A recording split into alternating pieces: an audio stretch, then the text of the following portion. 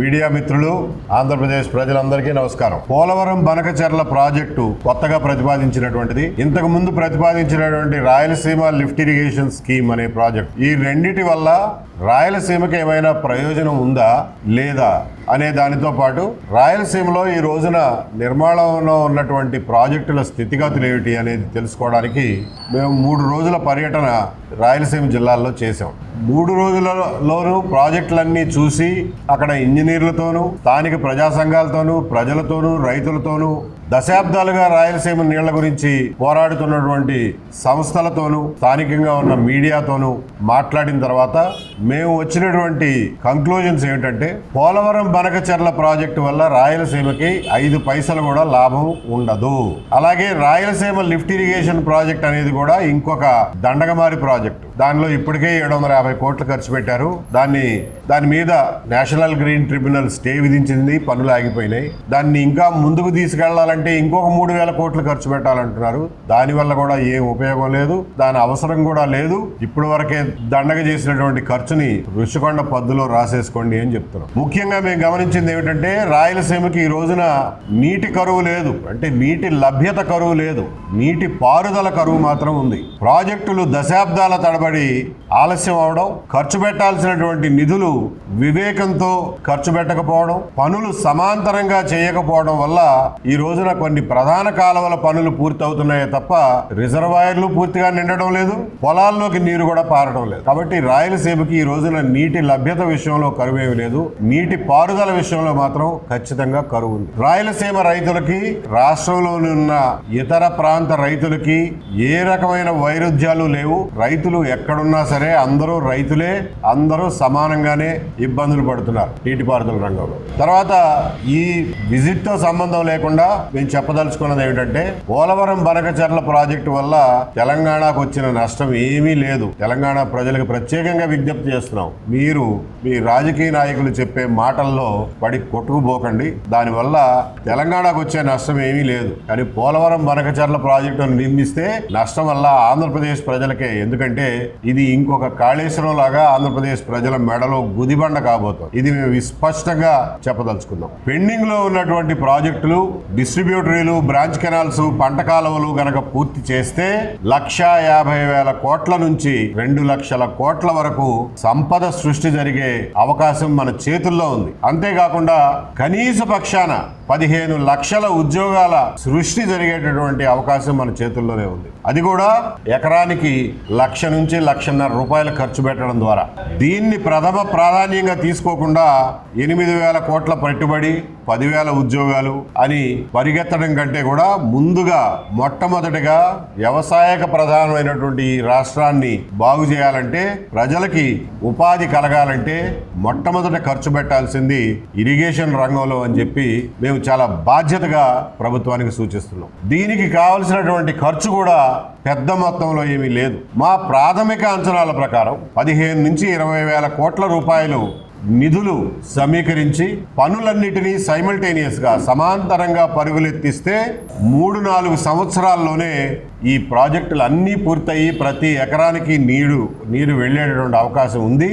దీన్ని ప్రయారిటీగా తీసుకోమని చెప్పి ప్రభుత్వానికి సూచిస్తున్నాం. అలాగే ప్రాజెక్టు పనులు, ఇరిగేషన్ పనులు, పంట కాలువల పనులు సమాంతరంగా జరగడంతో పాటు ఆయా ప్రాంతాల్లో ఏ రకమైనటువంటి పైర్లు వేయాలి, ఏ రకమైన పంటలు వేస్తే రైతులకి మంచి దిగుబడులు, లాభాలు వస్తాయి, ఈ రోజున దేశీయంగా కానీ అంతర్జాతీయంగా కానీ డిమాండ్ ఉన్నటువంటి పంటలేవి, అందులో మన దగ్గర పెంచగలిగినటువంటి పంటలేవి అనే విషయం మీద వ్యవసాయ శాఖ, ఉద్యానవన శాఖలు కూడా సైమల్టేనియస్ గా పనిచేసి రైతులను సమాయత్తపరిచి నీళ్లు వచ్చే నాటికి పొలాలను కూడా సిద్ధం చేయాల్సినటువంటి అవసరం ఉంది.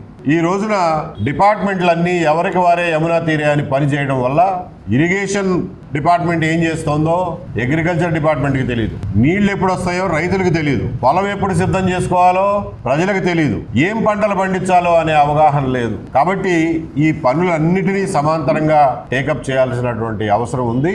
దీనికి అయ్యే ఖర్చు కూడా భరించరాని ఖర్చు ఏమీ కాదు. నేను అన్నట్టు 15-20 వేల కోట్ల రూపాయలు సరిపోతాయి. 80,000 కోట్లతో ఒక గుదిబండను మెడకేసుకుందాం అనుకునే ప్రభుత్వం ఈ 15-20 వేల కోట్ల రూపాయలు సమీకరించడం వారికి కష్టమేమీ కాదు. మనకి ఒకప్పుడు ప్రత్యేక ప్యాకేజ్ అన్నారు, వెనుకబడిన ప్రాంతాల అభివృద్ధికి ప్రత్యేక నిధులు అన్నారు, ఈఏపీ ప్రాజెక్టులు అన్నారు. కాబట్టి ఎక్స్టర్నల్లీ ఎయిడెడ్ ప్రాజెక్టు ద్వారా కానీ కేంద్ర ప్రభుత్వం నుంచి వెనుకబడిన ప్రాంతాల అభివృద్ధి కోసం తేవలసినటువంటి ప్రత్యేకమైన ప్రాజెక్టుల ద్వారా కానీ ఈ నిధులను సమీకరించుకుని పనులన్నిటినీ సైమల్టేనియస్ గా చేయటం సాధ్యం. కాంట్రాక్టర్లకు కొదవలేదు, నిధులుంటే కాంట్రాక్టర్లు పరిగెత్తుకుంటూ వస్తారు. కిందటి సంవత్సరంలో 3,600 కోట్లు కేవలం హంద్రీనివా ప్రాజెక్టు మీద ఖర్చు పెట్టామని చెప్పి గవర్నమెంట్ చెప్తోంది. చాలా సంతోషం, అభినందించాల్సినటువంటి విషయం. జగన్మోహన్ రెడ్డి గారి ప్రభుత్వ హయాంలో నీటిపారుదల రంగం పూర్తిగా నిర్లక్ష్యానికి గురైంది. ఏమాత్రం డబ్బు ఖర్చు పెట్టకుండా, పోలవరం పనులు ముందుకు సాగకుండా, హంద్రీనివా గాలేరు నగర పనులు ముందుకు సాగకుండా, కాంట్రాక్టర్లకు పనికొచ్చే రాయలసీమ లిఫ్ట్ ఇరిగేషన్ స్కీమ్ లాంటివి వాటిని మాత్రమే టేకప్ చేశారు. దాని ఫలితాలను ఇవాళ అనుభవిస్తున్నాం. ఋషికొండ కడితే ఏం అనుభవిస్తున్నామో దాని ఫలితాలు కూడా ఇవాళ అనుభవిస్తున్నాం. కాబట్టి ఈ ప్రభుత్వం హంద్రీనివా ప్రాజెక్టు మీద ఖర్చు పెట్టడం అభినందనీయం. కానీ ఇంకా చేయాల్సింది చాలా ఉంది. కొద్దిపాటి ఖర్చుతో కేవలం 250 కోట్ల రూపాయల ఖర్చుతో 40,000 ఎకరాలు జమ్మలమడుగు ఏరియాలో ఎస్ఆర్బీసీ కింద సాగులోకి తీసుకురాగలిగిన అవకాశం ఉండి కూడా దాన్ని టేకప్ చేయకపోవడం శోచనీయం. ఇలాంటి మరుగున పడిపోయినటువంటి మిగిలిపోయినటువంటి పనుల్ని ప్రభుత్వం గుర్తించి యుద్ధ ప్రాతిపదిక మీద వాటిని పూర్తి చేస్తే రైతులు బాగుపడతారు, సంపద సృష్టి జరుగుతుంది, జిఎస్డిపి పెరుగుతుంది, రైతుల ఆదాయాలు పెరుగుతాయి, గ్రామాలు కళకళలాడతాయని చెప్పి సూచిస్తున్నాం. అలాగే 2014-19 మధ్యన 2017లో ప్రభుత్వం ప్రతిపాదించినటువంటి పోలవరం నీళ్లని బొల్లాపల్లి రిజర్వాయర్కి చేర్చి దాన్ని సోమశిలకి అంటే పెన్నా నదికి తరలించాలి, గ్రావిటీ ద్వారా తరలించే అవకాశం ఉన్నటువంటి ఆ ప్రాజెక్టుని డబ్బులు ఉన్నప్పుడు ఆ ప్రాజెక్టుని టేకప్ చేస్తే ఆ డబ్బు ఖర్చు పెట్టిన దానికి విలువ ఉంటుంది తప్ప బొల్లాపల్లి నుండి బనకచెర్లకి అడవుల గుండా సొరంగాల గుండా కొన్ని దశాబ్దాలు బట్టే ప్రాజెక్టులు కట్టి బనకచెర్లకు తీసుకువెళ్ళడం వల్ల రాయలసీమకి ఏమాత్రం అదనపు ప్రయోజనం లేదు అని చెప్పి మరొకసారి తెలియజేస్తున్నాం. పోలవరం నీళ్లు 40 మీటర్ల ఎత్తులో ఉంటాయి, పెన్నా నది 100 మీటర్లు సుమారు ఎత్తులో ఉంటాయి. 40 మీటర్ల నుంచి కోస్తా జిల్లాల మీదుగా గ్రావిటీని ఉపయోగించుకుని తీసుకెళ్లే అవకాశం ఉన్నటువంటి పోలవరం బొల్లాపల్లి సోమశిల ప్రాజెక్టుని టేకప్ చేస్తే అది కూడా ఖర్చు అయ్యే ప్రాజెక్టే. దానికి ఎవరో ఒకరు కాంట్రాక్టర్లు ఉంటారు. మాకేవి కాంట్రాక్టర్ల మీద వ్యతిరేకత మాట్లాడడంలా, దేనికైనా కాంట్రాక్టర్లు ఉండాల్సిందే. కానీ పెట్టిన ఖర్చుకి దానివల్ల ఏమైనా ఉపయోగం ఉంటుంది తప్ప ఆ పరిస్థితుల్లో మీకు నాగార్జున సాగర్ రైట్ మెయిన్ కెనాల్లో ఇంకొక 5 లక్షల ఎకరాల అదనపు ఆయకట్టును జోడించే అవకాశం ఉంటుంది. అలాగే ఈ Nallamala Sagar reservoir, Somasila reservoir, Kandaleru reservoir మనకి ప్రకృతి సిద్ధంగా వచ్చినటువంటి అతిపెద్ద రిజర్వాయర్లు.